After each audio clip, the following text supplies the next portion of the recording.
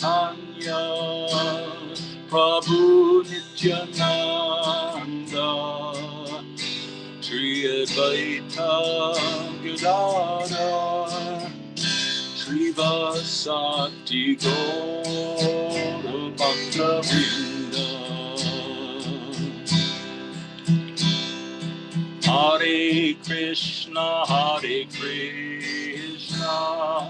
Krishna Krishna Hare Hare Hare Rama Rama Rama Hare Hare Hare Krishna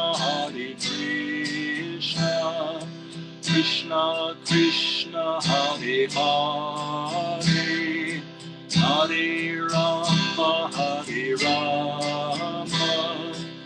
Rama Rama Hare Hare Hare Krishna Krishna Krishna Hare Hare Hare Rama Rama Rama Hare Hare Hare Krishna Krishna Krishna Hare Hare Hare Rama Rama Rama Hare Hare Hare Krishna Krishna Krishna Hare Hare Hare Rama Rama Rama Hare Hare Hare Krishna Krishna Krishna Hare Hare Hare Rama Rama Rama Hare Hare Hare Krishna Krishna Krishna Hare Hare Hare Rama Rama Rama Hare Hare Hare Krishna Krishna Krishna Hare Hare Hare Rama Rama Rama Hare Hare Hare Krishna Krishna Krishna Hare Hare Hare Rama Rama Rama Hare Hare Hare Krishna Krishna Krishna Hare Hare Hare Rama Rama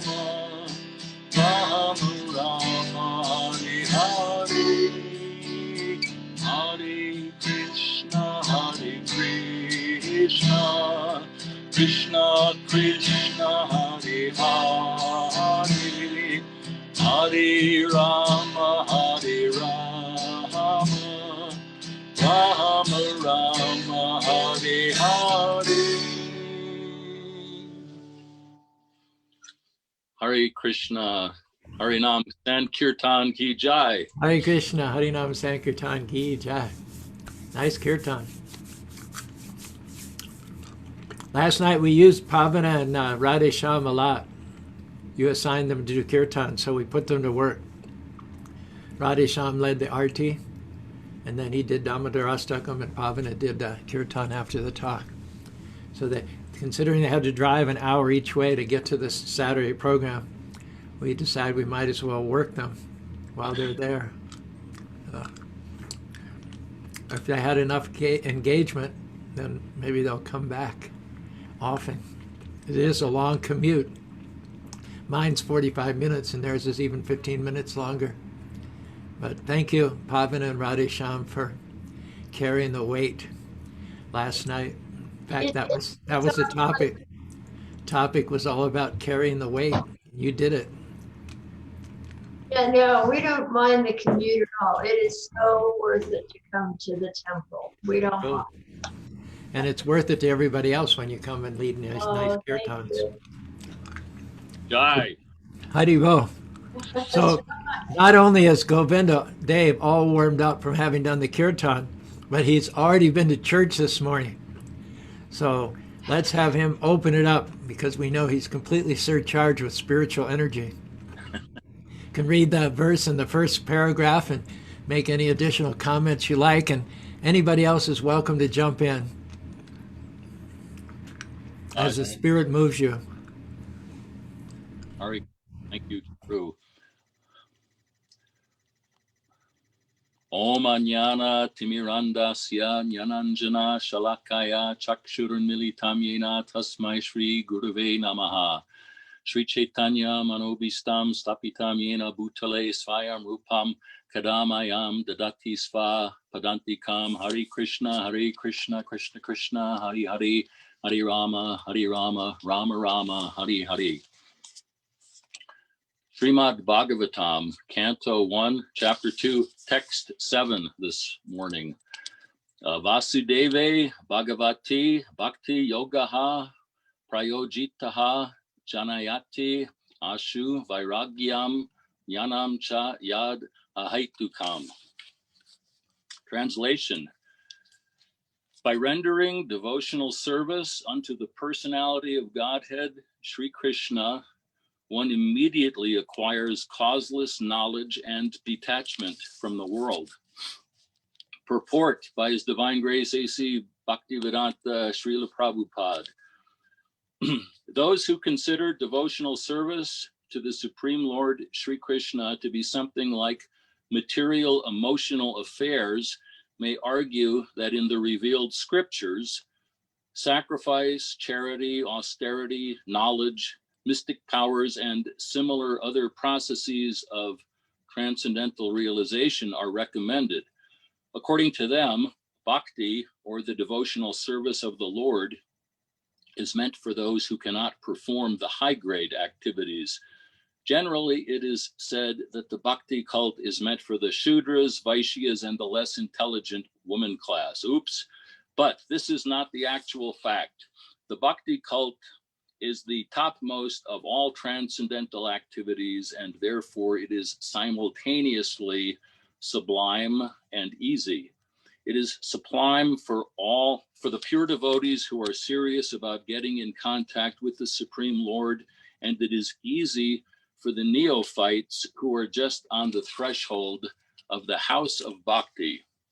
To achieve the contact of the Supreme Personality of Godhead, Sri Krishna, is a great science, and it is open for all living beings, including the Shudras, Vaishyas, women, and even those lower than the low-born Shudras. So what to speak of the high-class men like the qualified Brahmanas and the great self-realized kings.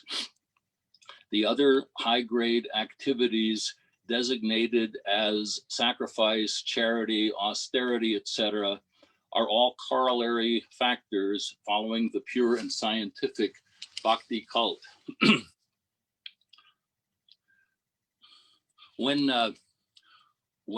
Lord Chaitanya was embarking on his mission to spread the cult of bhakti, he was often condemned and looked down upon, criticized, because he seemed to be leading what was to the more austere and perhaps self-importantly educated brahmanas doing things that, as Prabhupada states here in the purport, were just a lot of emotion, just a lot of sentiment. I mean, you can imagine if what your conception of the highest, what religion looks like is to sit quietly detached from everything and in utter silence, and achieve some state of impersonal realization, that when somebody comes along and he's leading people in dancing and chanting and having so much fun, really just having a lot of joy together, banging on instruments and going into fits of ecstasy, well, that's not what we do. And yet that is exactly the way Lord Chaitanya, when he was on the earth, that is the way he chose to bring the cult of bhakti, the highest form of spiritual realization, the most supreme process. That is the way that he drew people's attention to it, which is not to say that there isn't a sophisticated and enlightening, wonderful philosophy that undergirds it, but at its peak, I think what this verse is saying to us is that by rendering devotional service in the form of Sankirtan, hearing the glories of the Lord, remembering the Lord, the 9 processes of devotional service, all of these things that the the high-grade brahmanas of the time were extolling as the supreme, those are achieved as well. When one engages in devotional service, the Lord will instruct as to the essence of bhakti from within the heart. And the detachment comes not because you're trying to get rid of material life, but you're trying so hard to follow the principles of bhakti so that you can become closer and closer to the Lord, to really glorify the Lord and glory in the supremacy of the Lord. And so the bhakti cult, and I love that Prabhupada calls it a cult. If it weren't a cult, would we really be interested in something that had enough edge to it that you could properly refer to it as a cult? But the bhakti cult is the topmost of all transcendental activities. Therefore, it's at one time sublime, and at the same time, it's easy. And by all of the other activities that one might otherwise think of as being the ultimate goal, they just come along for the ride when you're engaging in devotional service. So that is my my thought about the first paragraph. Haribol. You're on mute. Okay, let me just throw this out. You can answer, Govinda Dev or anyone. The critics of bhakti say it's for low-class people, women, etc., etc., etc. And yet, that's kind of true, isn't it? I mean, it is actually for the common people. None of the other processes like philosophical speculation, yoga, combing through the scriptures, severe penances, and none of those things are for people in general. But bhakti is for people in general. So when the critics say, yeah, bhakti is for more emotional people, less intelligent people, is that really inaccurate? I mean, isn't that true? Well, it's for everyone. For class, you want to consider some people to be low class. It's for medium class, and it's for high class. It's for everyone. You don't need anything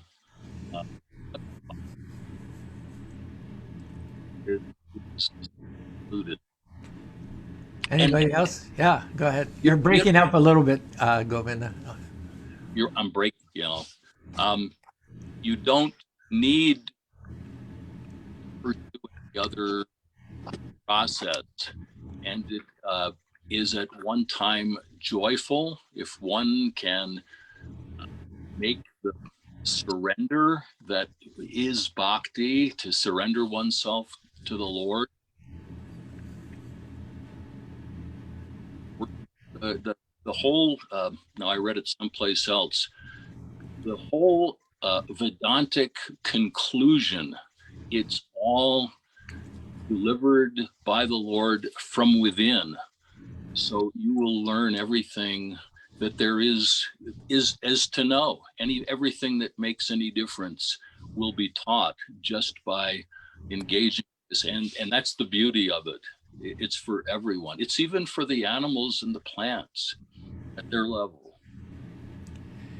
And then what evidence do we have that it's also for the scholars and the yogis and the, quote, high class people? What examples do we have of that sort of people getting on board?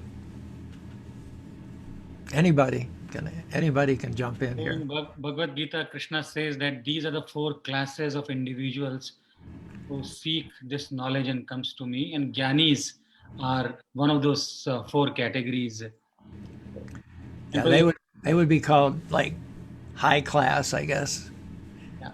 Simply as high class people, as we say, that they focus on solving the complex problems, solving the hard things. Bhakti is more for, as we say that bhakti is simple, yet not easy. So it's for the simple and common people. It's more for common people than the people who make things complex. In other words, the solution to all your problems of life, the solution to misery doesn't require a big brain, doesn't require you to be a big yogi, it doesn't require you to be a tyagi. The solution is actually very simple. It's just surrender to the person who controls it all. Take his shelter, and then you have a friend in the Most High. Something like that.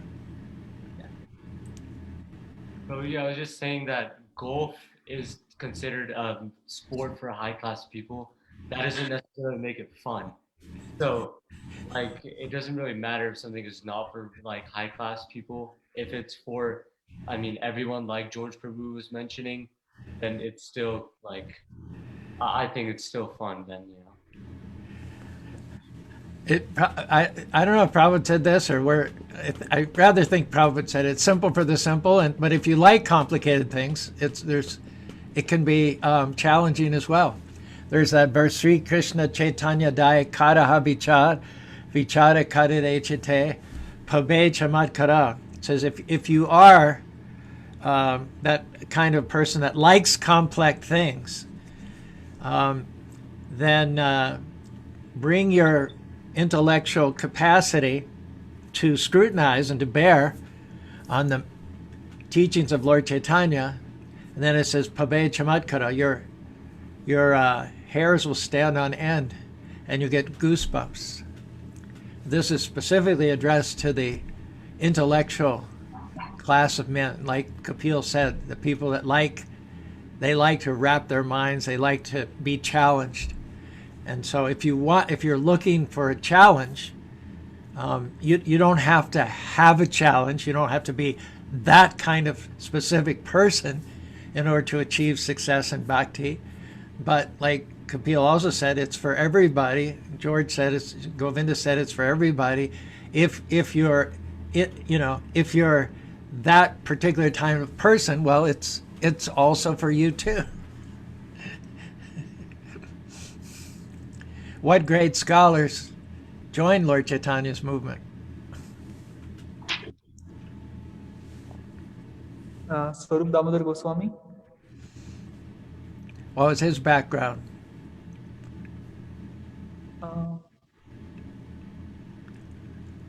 I don't remember his background, but I guess there is a story that if anyone wants to present some philosophical conclusion to Lord Chaitanya, then it had to be filtered through Swarup Damodar Goswami first. Then only Lord Chaitanya would like to hear it.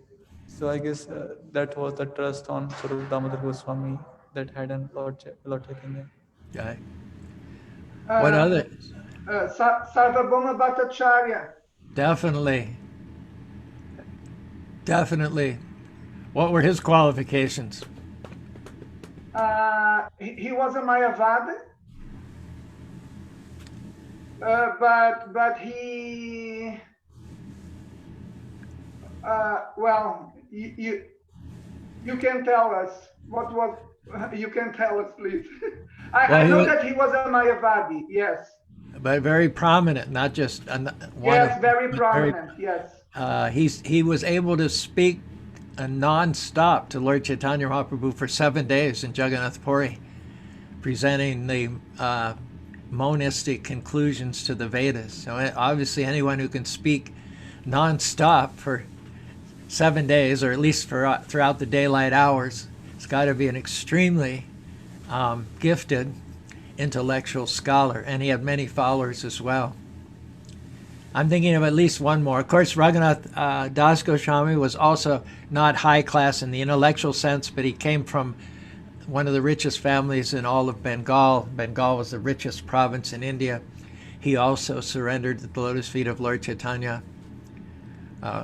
Rupa and Sanatan Goswami were they were kind of outcasts from the Hindu society, but in terms of social position in general, they were running the whole state of Bengal. They spoke 5 or 6 languages each. So they were also, not just from the crowd. They were not what you'd call common people. They're certainly not less intelligent people. And they rushed to join Lord Chaitanya's movement. I can think of at least one other very, very prominent person whose name jumps out. I just read this within the last few days when Lord Chaitanya went to Benares and met with Sanatana Goswami. That's the time at which he instructed him for 60 days. And during his visit there in Benares, he had a meeting, I'm going to get the name wrong, but something like Prakashananda, who was a prominent impersonalist who was very challenging of Lord Chaitanya. But when they had a chance to sit down and he listened to what Lord Chaitanya had to say, he became a devotee and a proponent of bhakti yoga and not the impersonalist viewpoint. Yes, Prakasana, I was thinking of that. That was the one I was thinking. Anybody else think of any other persons? So in the opposite, Huh? I was just saying, in the opposite sense, it is also the Pandit, the Keshav Kashmiri, the Kashmiri Pandit. As we were talking about people who likes to make things complex, he could be an example. And I think one of the things that is prominent in that particular pastime is the ego. And the burden that you carry once you know that, okay, I'm the most knowledgeable among my associates, and then you not even know that, you also try to prove that I'm the most knowledgeable among my associate, and in that process you lose the crux or the main point. The main point, as we discussed the last week, is more the devotion, the love, the service, rather than proving any point. In the case of the person you mentioned, Keshav Kashmiri, how did he come to realize that the knowledge he had was a gift from Krishna?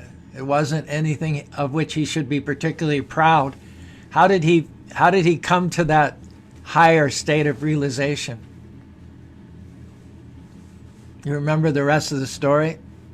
So not that this particular part, the thing that I remember is that Ishan, he's a debater. So I like that concept of debating. He wants to debate with everyone and want to defeat. And once he wants to defeat them, he cherishes that emotion. And someone told him that there is this 9-year-old boy and you must go and debate with him. And the best part I liked about that story is not so much Lord Chaitanya Mahaprabhu defeating him. It's just the process that he used to set the example, because sometimes people are puffed up with this false knowledge.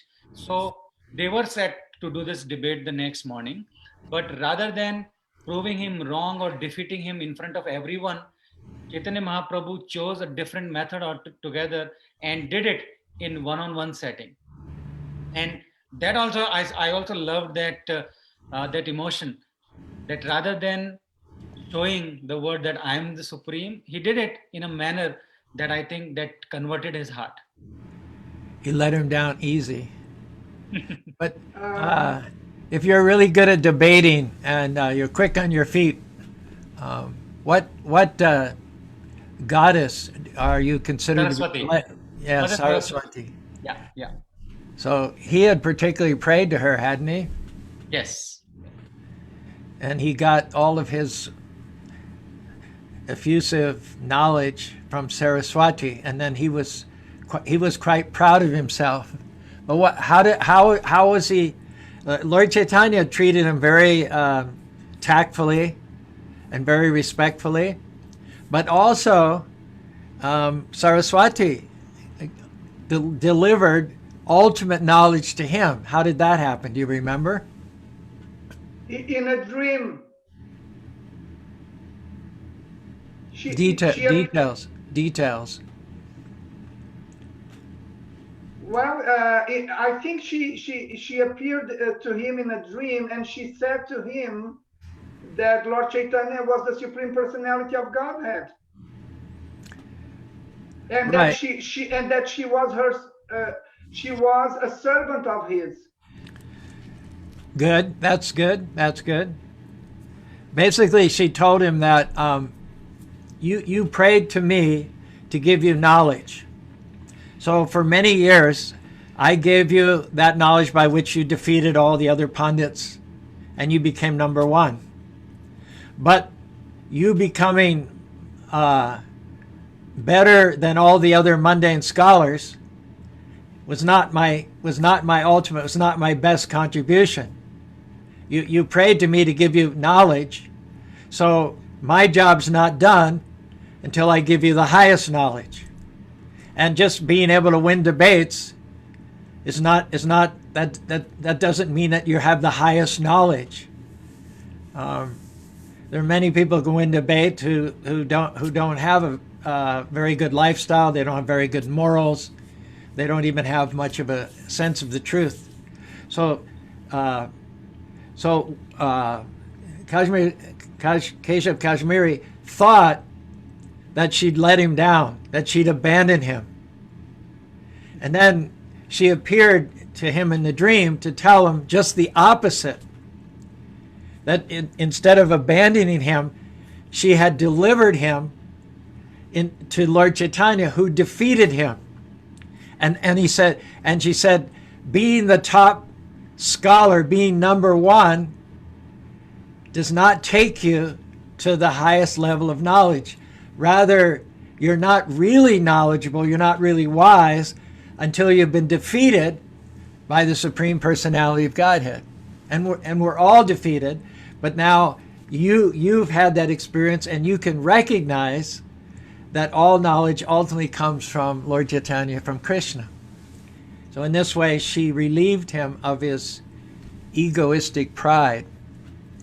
He also became a devotee.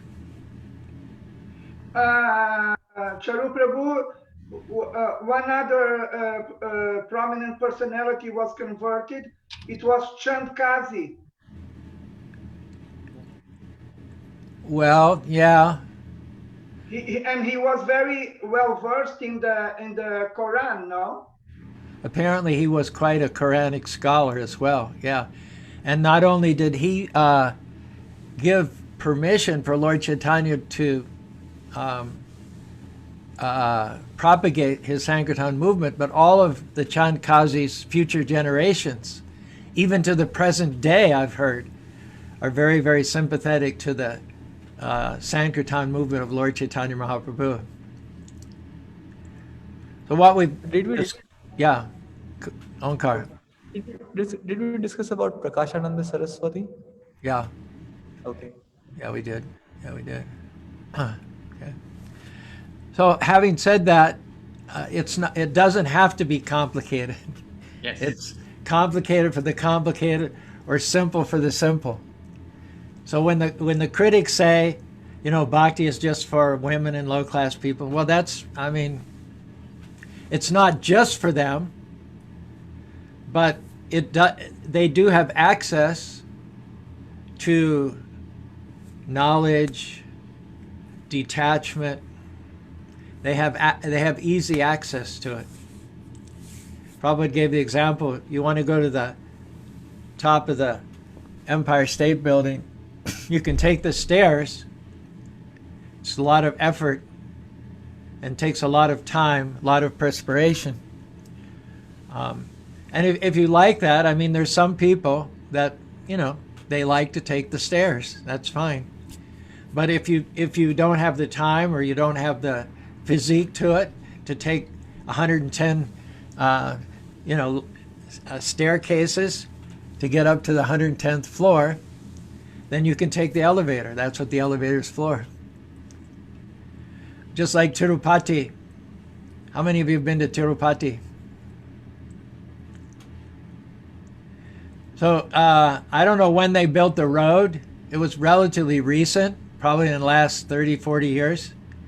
But prior to, I don't know, let's say, the 1940s, if you wanted to go up to the top of Tirumala Hill and get the darshan of Balaji, it was, I think they said, 4,500 steps and several miles, all graded severe in terms of steepness. But then they built the road. So if you weren't able to climb the 4,500 stairs, then you could just take the road. And that way, Balaji was available to everybody. There wasn't any disqualification. If you weren't able to walk up the stairs, you didn't have 5 or 6 hours each way to spend, you could just ride the bus up, 10 minutes up, 10 minutes back.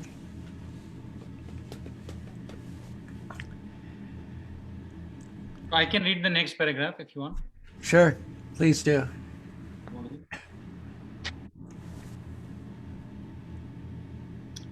The principles of knowledge and detachment are two important factors on the path of transcendental realization. The whole spiritual process leads to perfect knowledge of everything material and spiritual. And the results of such perfect knowledge are that one becomes detached from material affection and becomes attached to spiritual activities. Becoming detached from material things doesn't mean becoming inert altogether. As man with a poor fund of knowledge thinks, Neshkarma means not undertaking activities that will produce good or bad effects. Negation doesn't mean negation of the positive. Negation of the non-essential doesn't mean negation of the essential. Similarly, detachment from material forms doesn't mean nullify the positive form. The bhakti cult is meant for realization of positive form. When the positive form is realized, the negative forms are automatically eliminated. Therefore, with the development of bhakti cult, with the application of positive service to the positive form, one naturally becomes detached from inferior things and he becomes attached to the superior things. Similarly, the bhakti cult, being the supermost occupation of the living beings, leads him out of material sense enjoyment. That is the sign of a pure devotee. He is not a fool, nor is he engaged in the inferior energies, nor does he have material values. This is not possible by dry reasoning. It is actually happens by the grace of Almighty. In conclusion, one who is a pure devotee has all other good qualities, namely knowledge, detachment, etc. But one who has only knowledge or detachment is not necessarily well acquainted with the principles of bhakti cult. Bhakti is the supermost occupation of the human being, and that's what Prabhuji we read in the previous discussion, the last Sunday, and that was one of my favorite verses in Bhagavatam when we discussed Save Pumsam Paro Dharmo Yato Bhaktir Adakshati. And yesterday in our Bhagavad Gita class, we were discussing that there are a lot of school of thoughts. There are one school of thought that says karma is param dharma. And there are a lot of people, they say that, oh, I can prove that karma is a param dharma or the supreme most occupation. But if that karma is done without being conscious that who is the object of this karma or for the results, then one can easily conclude that karma is not the Param Dharma. And if karma is the Param Dharma, then it's hard for people to explain then who is giving you the results of that karma. If the process itself is supreme, then there is a different school of thought. They are the proponents of ahimsa. Ahimsa is a Parama Dharma. And there is nothing wrong. There are situations in life where we all follow and must follow the rule of ahimsa or the principle of ahimsa, but it doesn't work in all situations. Then comes, so then people may ask you, then what is Param Dharma? And that's what we discussed yesterday. That's what we are trying to understand today, is bhakti is Param Dharma. Caru Prabhu, that reminds me the analogy that you shared with us in last two classes, the concept of the Golok Vrindavan or the spiritual abode one can create here in this material atmosphere if we focus on three simple things: bhakti, bhagwan, and bhakt. And that's what the message that we keep reiterating, that the combination of these three, and that also proves that bhakti is the supermost occupation.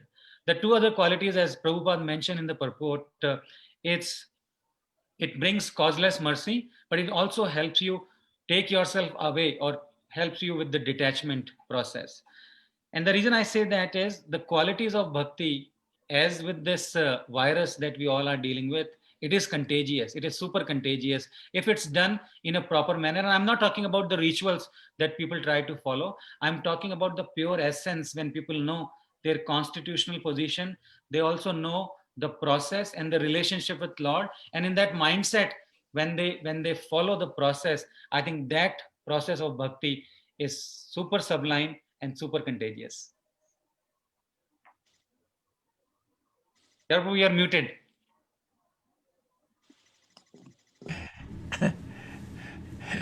Kapil has thought this through. You did your homework, I think. Ishan, you're sitting right there. What thoughts do you have? What's the difference between karma yoga and Krishna consciousness? Why is giving up the fruits to Krishna real karma yoga? And why is karma yoga just what Prabhupada says, it's a negation of the positive. Right. I think that it's like when he says that it doesn't mean that it's necessarily a bad thing, but it's definitely not like a good thing, and it's not ideal, I guess. Right. It's still, obviously you still need to do some things in life, right? Like if you can't just be completely detached. So there have to be some material activities that you do perform. But it's the analogy that I think Radhika Raman Prabhu gives, that all of these activities are just zeros. And without the one in front of them, they have no value. And Krishna, or the Lord, is that one that is in front of all of these zeros. So I think that karma yoga itself might not necessarily be a bad thing, but it's not ideal if you don't have this mindset of bhakti. And the reason that you're doing what you're doing is like you're doing it for God and not necessarily for yourself. And this might be the key as to what we're talking about, as to why Krishna consciousness is not exclusively for common people, nor is it exclusively for exceptional people. It's for everybody, because of this principle that in whatever way you're active, you just dovetail it with Krishna. If you're a street sweeper, just do it for Krishna. If you're a scientist, do it for Krishna. If you're an author, do it for Krishna. If you're raising a family, do it for Krishna. Is that fair to say that that's the unifying principle? That's the common denominator that makes bhakti accessible to everybody. Yeah, it's not necessarily an activity. It's a mindset that you have when you do the activities that you do. A mindset of love. It's not just negation, but it's positive attachment to the real thing, to the Supreme Personality of Godhead. And anybody can do what they do in love. There's no restriction, there's no prohibition. There's nothing that can stop you. You're free to love. You may not be free to write books. You may not be free to go to the moon. You may not be free to run for political office. You may have limitations based on your physical and psychological makeup, but everybody's free to love. Even the animals, they love. They love their masters. They love their mistresses. They have great affection. So it's really the principle of love which lies at the very core of all living beings, which makes bhakti possible as well as accessible to everybody. I heard this early on. I think it was shortly before I was initiated, that take your work and offer it to Krishna. And so I thought that's a perfect idea because, my job is to help people. And I can tell you over the years that it's completely changed. It's completely elevated. And I feel like Krishna is in the room every time I'm sitting down with someone. It's very powerful. Krishna says, Maya vasha manoyamam nitya yukta upasade shradaya padopitas tema yukta tamamataha. Those who fix their minds on my personal form and are always engaged in worshiping with great transcendental faith are considered to be me the most perfect. So everybody has a mind. You may have a big mind, an intellect. You may have a Nobel Prize winning MIT PhD category mind. Or you may just have a simple mind, or you may even have the mind of an animal. A dog that Shivananda Sain picked up on the way to Puri on Yatra. He had a mind that some or other became attached to Lord Chaitanya. He went back to home, back to Godhead. So Krishna is not saying only those with a big brain or a high IQ. He's just saying if you have a mind, then just use it to fix it on Krishna. And along with that mind are some talents and abilities. So sweep the street for Krishna, make flower gardens for Krishna, shop for Krishna, paint for Krishna, do business, make money for Krishna. Just like you said, like Ishan said, just add the one. Add the one to making 1 0 10, 2 zeros 100, 3 zeros 1,000. Caru Prabhu? Yes. Maybe this verse could be helpful. O Dhananjaya, keep all abominable activities far distant by devotional service, and in that consciousness surrender unto the Lord. Those who want to enjoy the fruits of their work are misers. Yes. In the 3rd chapter, Krishna talks about this concept of if you are eating without offering him, then you are eating nothing but sin. And then the thief and the miser examples that he gives in those verses. One verse that also comes to the mind that people can ask you that, how could I develop this understanding? Or what's the benefit of developing this understanding of bhakti, that it is the supreme most occupation? The 10th verse of 10th chapter in Bhagavad Gita, where it says, Tesham satat yuktanam bhajtam priti purvakam dadami buddhi yogam tam yem mamupe atandite. Translation by His Divine Grace Srila Prabhupada: to those who are constantly devoted to serving me with love, I give them the understanding by which they come to me. So he's making that promise that once you start cultivating this seed and then nourishing it, he promises that he'll give you the understanding that can help you go back to Godhead. I think that's helpful too, because for the common person, what's the biggest challenge that the average person, you think, in any country today faces? What's the biggest hurdle, the biggest stumbling block towards making progress in spiritual life for the common people. It can also be for an intellectual person, but it's intellectual people, yogis, renunciates, scholars. They have less problems in this area than the common people. So what's the benefit? What are the main challenges of quote unquote actually we just use that word qualifiedly because God doesn't make average people. Everybody has enormous talents and abilities, but there are some that are more celebrated by society, which doesn't really mean anything. But I'm just setting out the terms of our terminology here. What do we find are the main stumbling blocks that common people face for making spiritual progress, and how does Krishna consciousness address those issues? People don't want to surrender to Krishna or God. They don't want to give up what they have, they don't want to change their life, right? I think that's the biggest hurdle. I think you're answering the question on the high side.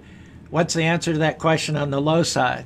People don't want to change. In other words, what don't they want to change from? We know what they don't want to change to, but what don't they want to change from?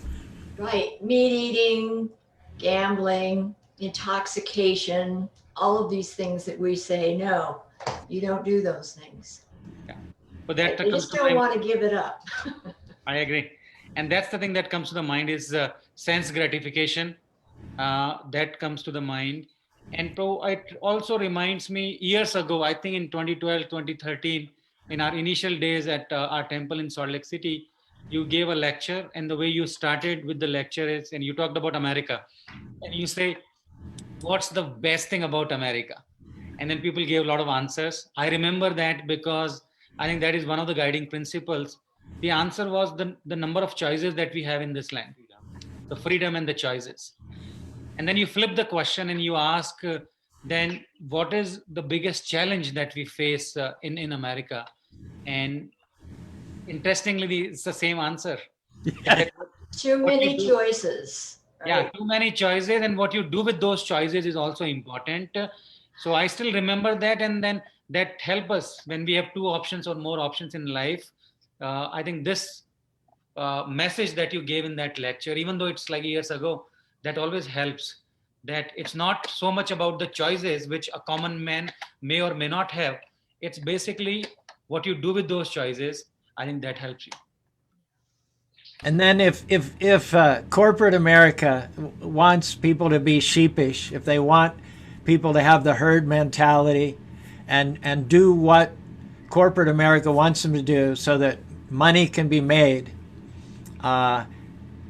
in other words, if corporate America would like to put a yoke on the average person, they would like to lead them away from Krishna consciousness towards sense gratification. Which one of the senses do they target most often? Sex, drugs, rock and roll. Sex, drugs, and rock and roll. Well, there's a sense for you. Yeah, there's this. First, sex is it's the dominant theme of all advertising. If you get a normal, average attracted on that basis, he's the honor. That's Okay. the whole thing. They focus a lot on the mind and I don't know if you know, but Pythagoras was more than just a mathematician. He was a great spiritual leader in the ancient world. He was the guru of, I think, Plato, who then taught Aristotle, then taught Socrates. And some people believe that Pythagoras had gone to India. He believed very strongly in a low-protein vegetarian diet, the basis of which was I don't know if it's a grain or if it's a plant, it's millet. yes. He believed that if you ate, if you took as your staple millet, you would have no excess protein in your body, the result of which is that your mucous membranes would not be agitated and sex wouldn't be a problem. No, in other words, what he's saying is that if you could control this other sense, then the control of this other sense will result in not being disturbed by sex desire.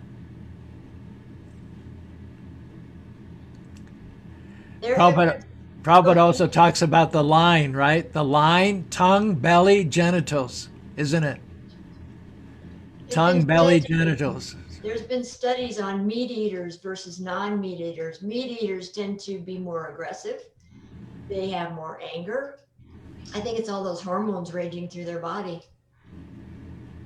Yeah, I remember Morarji Desai, who was Prime Minister of India many years ago. He came to San Francisco and he had a press conference at the St. Francis Hotel. We went, gave him a flower garland and all.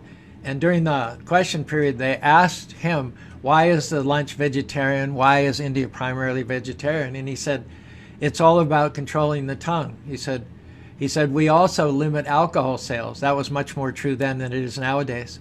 But he said, if you don't control your tongue, if you drink alcohol, if you eat meat, he said, first of all, if you eat meat, then meat is very hard to digest. So after eating meat, then your senses are out of control, and you need alcohol then in order to help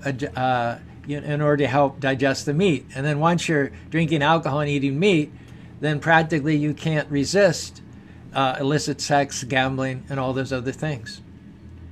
So based on the diet, based on the tongue, most people get either free or they get entangled in the complexities of material life. Is that fair to say? Yes. Caru Prabhu,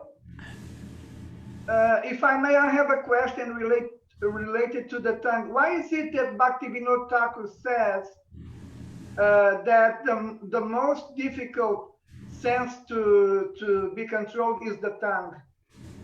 The tongue does two things, talking and eating.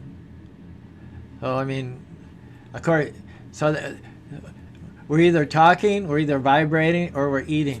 So depending on the things that we talk about and our food choices, we elevate or we degrade.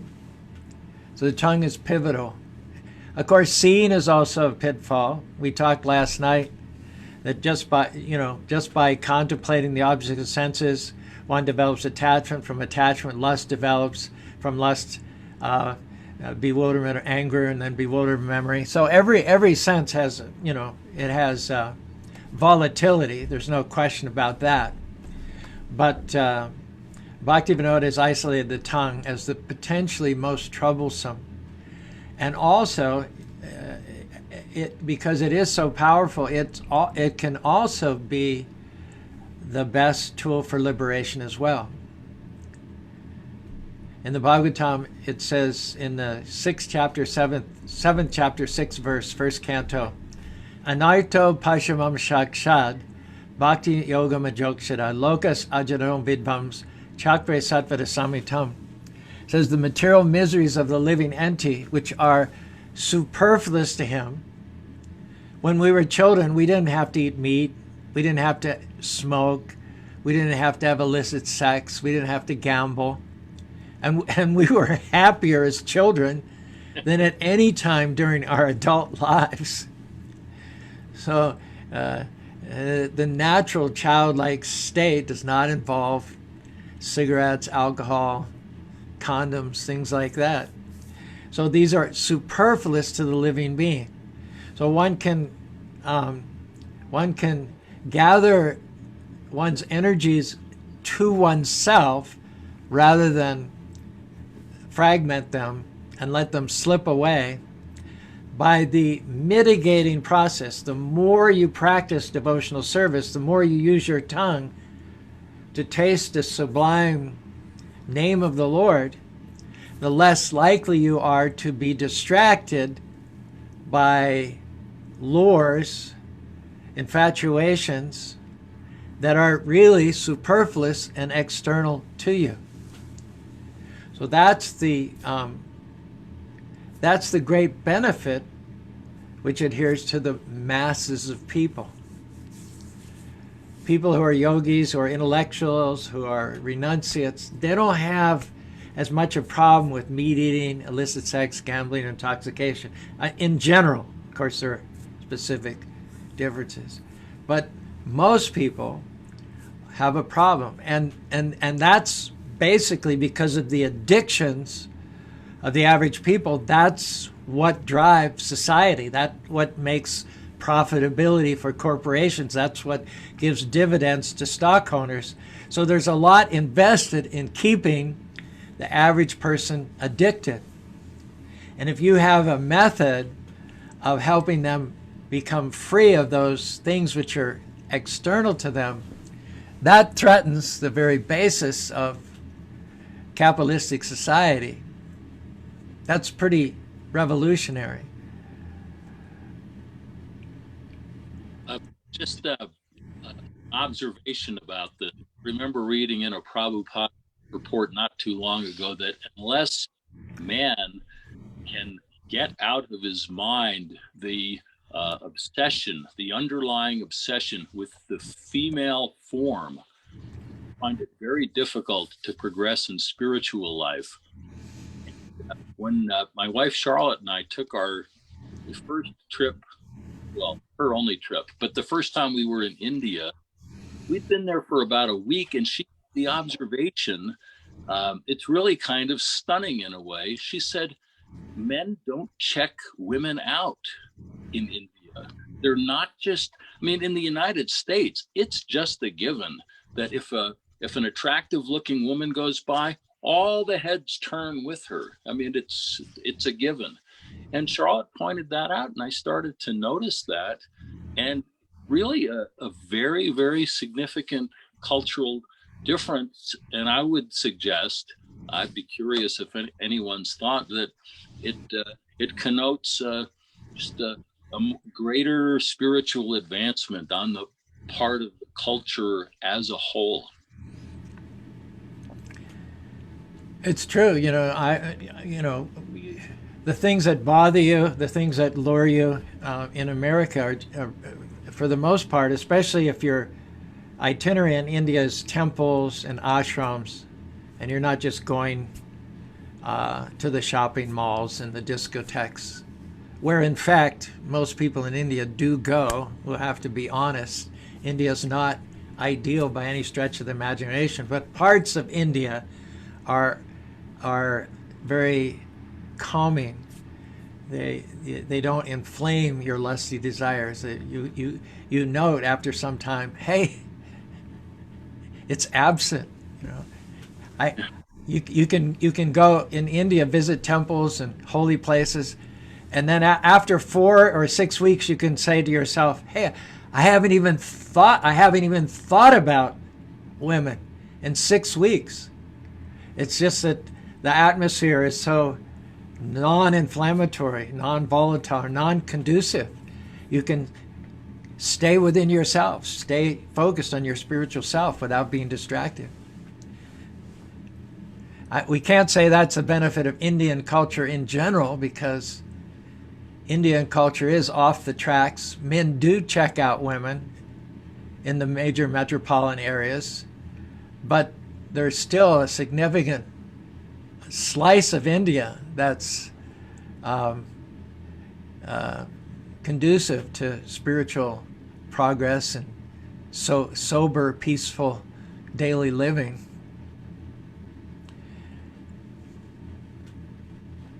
Not entrapped in the material inebrieties.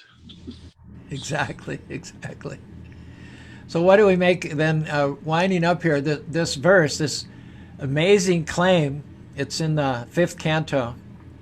Yashasti bhaktir bhagavatiya kinchana sarva ganastata samastaya sura haro bhaktasya kuto mahadgana manorati nasiti dahavati bihi. Basically the verse, I think it's by Rishabh. He has most of the quotes in the 5th canto. So the claim is that just by devotional service, even if you're not a scholar, you don't do yogi, you're not a renunciate, but you're just, whatever you do it for satisfying the Lord and in love for the Lord, or at least that's your goal. You may not be feeling spontaneous love, but you have that as your ambition to do what you do with more and more deepening feelings of love. Such a person has all the good qualities of the demigods. Now, someone else, they may have good intellect, they may have good qualifications and all like that. They may be a good person, but it says they have no good qualities. Whatever good qualities they have are riding on the chariot of the mind. So how do we make that more digestible? That devotees have all good qualities, non-devotees have no good qualities.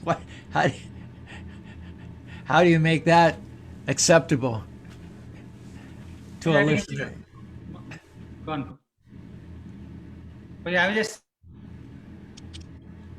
my understanding is who is in the center. I think there are a lot of instances where we have seen the people, the way they reciprocate, they react on your points is different when you're among the devotee community versus outside the devotee community, because everyone knows the underlying thread who's binding all of us. It's the presence of Krishna is being the center point and the center notion for that conversation. And I think that helps. And that's what I've seen when I'm within the devotee association or outside. And that I don't want to stereotype that everyone outside this circle is not, doesn't have those qualities, but it's rare to find. Prabhupada was talking with some scholars in Australia, and he basically made the same point, that if you're not God-centered, then you're not good. And they objected. They said, well, what about people who feed the poor and people who give a medical treatment to other people and who extend themselves in a selfless way, that way? And Prabhupada said, only God is good. Only God loves every living being. Only God is the Father of all living beings. He said, you don't harm your child. Why? Because you love your child. So only God is good because he loves even the ant. He loves the flea. He loves the llama. He loves the peacock. He loves the sparrow. They're all his parts and parcels. Just because one has an animal's body and one has a human's body does not make one more dear to God than the other. So the only one who is all good, who loves all living beings equally, who is the common source of all life everywhere, and the only one who has the resources to feed them, clothe them, house them, and supply them, only that person is good, and nobody else can be good. You just don't have the resources, you don't have the vision, and you don't have the paternal connection with all living beings that God does. So he actually convinced them that unless you're working as an instrument of God, what you're doing cannot be defined as good. You might have some other word for it, but it's not good. At least it's not good for all living beings. And you don't have the ability to benefit equally and in an eternal sense all living beings. When people hear that Krishna told Arjuna to fight and kill, what's the reaction of a good person? You know, if you say to someone, well, our scripture, Arjuna wants to practice nonviolence and Krishna tells him to kill. What's the average good person going to say? That's wrong. That's wrong. That's wrong. You know, why would God incite someone from nonviolence to violence? Every good person would say that. That's wrong. But see, they're not really good because they don't know God and they don't understand or appreciate the vision of God, the connection of God with all living beings, and the ability of God. Now God says to Arjuna, kill, but those soldiers who were killed get liberation because they're seeing Krishna at the time of death. Now that's good. Can anybody else say, can any good person say that if you're sinful and you get killed and you're seeing me, you get salvation? Can anybody else say that other than Krishna? Therefore, can anyone else be good?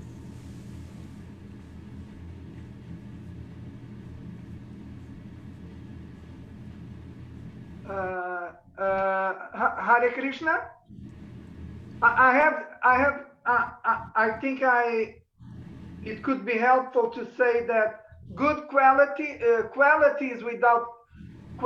with Krishna are liberating, and qualities without Krishna are entangling.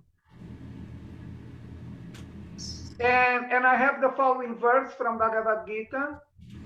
Therefore, without being attached to the fruits of activities, one should act as a matter of duty, for by working without attachment, one attains the Supreme.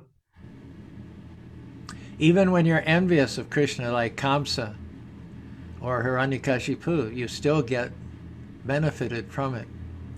You still get good done to you. Normally, if you hate somebody, if you want to kill somebody, if you want to get vengeance on somebody, those emotions pollute you, and they cause you to take repeated birth amongst the demonic species of life. But if you have all those same negative emotions towards Krishna, you get liberation. So who can be good except Krishna? And amongst men, who can truthfully say they're good unless they're doing what Krishna wants them to do and not concocting their own programs? Onkar, are you still there? Can you wrap it up for us? And Kruti, if you have any. Kruti, you have any, we ask for any concluding, conclusive comments from Kruti and Onkar. Hare Krishna. So, Hare Krishna.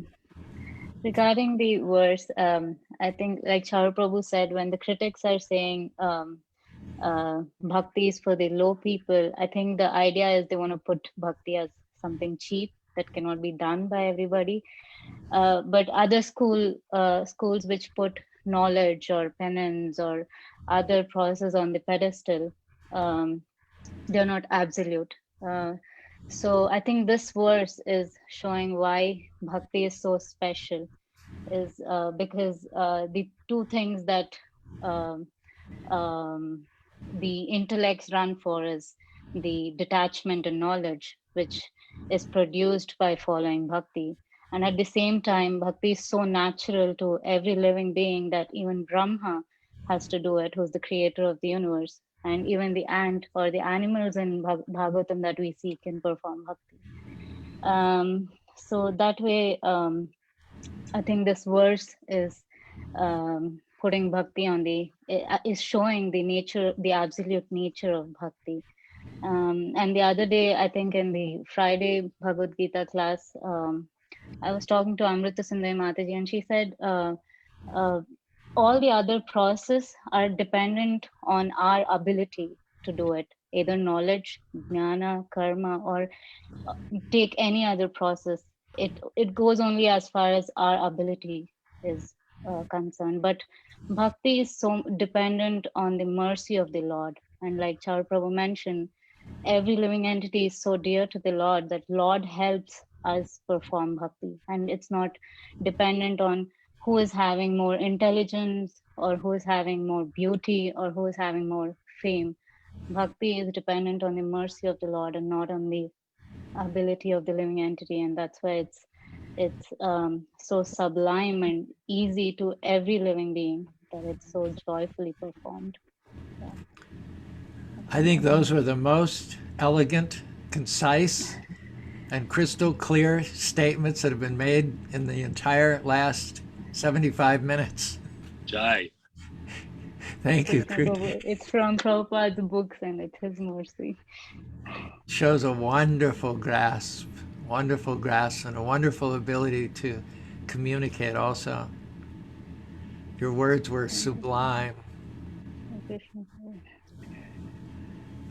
Onkar, you still there, my man? So that's the reason you keep the best for the last.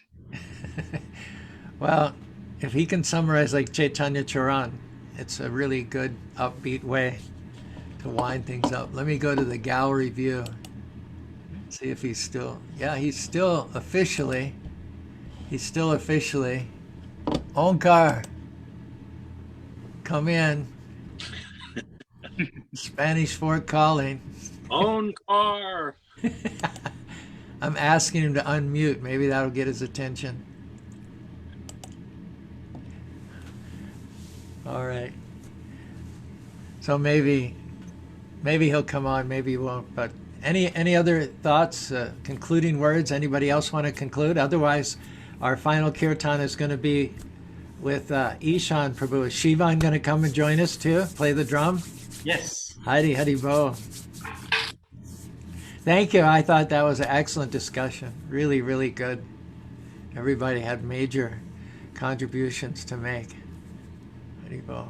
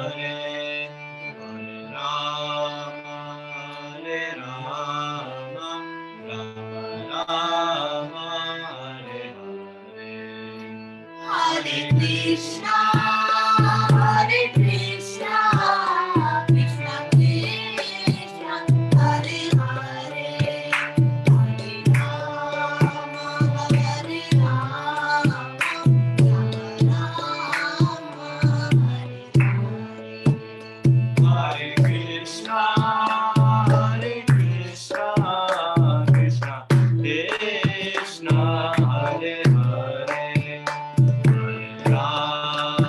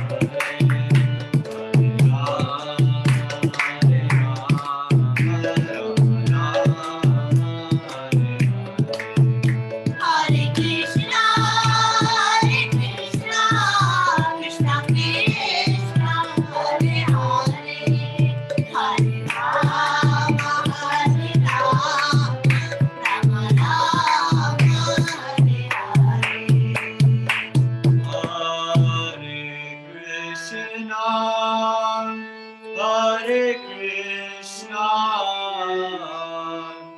Krishna, Hare Hare, Hare Rama, Hare Rama, Rama Rama, Hare Hare,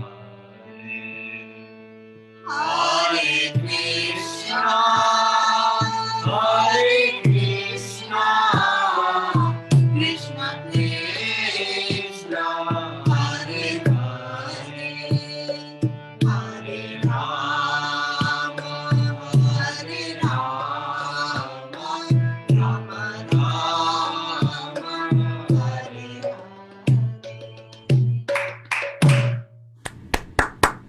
Hare, Hare Rama, Hare Rama, Rama Rama, Hare Good job, Ishan and Shiva. Haribo. Thank you, bro. There's a on Facebook Live. I try to broadcast this on Facebook Live while it's in progress, so anyone could join us. But the default setting, when you go to Facebook Live through Zoom, my default setting is private. So unless I remember to change it to public, it's only available on my Facebook, and nobody public can see it. So unfortunately, I kept wondering why we didn't have anyone join us on Facebook, and only at the end did I realize that I'd forgotten to change the setting from private to public. But in any case, it's on public now, so it's available after the fact. So if you don't have as many comments and as likes as usual, then that's the reason that we were being stingy with our association inadvertently. Haribo, Ankar. Very sorry, Prabhuji. Actually, I was in the temple hall and I had to greet some guests, so I couldn't be here. There's nothing more important than greeting guests. We forgive you. Thank you very much. We applaud you, in fact. Actually, today I'll be turning 25. Oh, wow. Haribo. I request for all of your blessings so I can do more and more service here at the Krishna Temple, Salt Lake City. Today it's Onkar's birthday, and yesterday was Sundari Priya, so 2/3 of the staff there. No, today is actually Govind Bhakta Prabhu's birthday also. So are you serious? Yes. So all three birthdays come within this 2 days of each other. What are the odds of that? And probably our marriage anniversary also my rebirth. Oh. So it's on 25th. You weren't born on this day, but your life began on this day. Yes. Well, we ask all those who are having anniversaries or birthdays to bless us, that we may have the same level of Krishna consciousness as you do, and follow you back home, back to Godhead. So it should be the other way around, but thank you. Jai Ho. Thanks also. This is a very, very inspiring, insightful get-together. Everybody made you made a great contribution to the spiritual awareness and progress of all your fellow congregants here. So I hope that you're pleased with the contributions you made to others, and also satisfied with the fact that in each other's association, we've all made common progress in this last hour and a half. So thank you so much. Hope to be with you 1 week from now, next Sunday at 11 a.m. In the meantime, Hare Krishna, Hare Krishna, Krishna Krishna, Hare Hare, Hare Rama, Hare Rama, Rama Rama, Hare Hare. Vanchakalpatarubhyascha kripasindhubhyascha patitanam pavinebhyo Vaishnavebhyo namo namaha.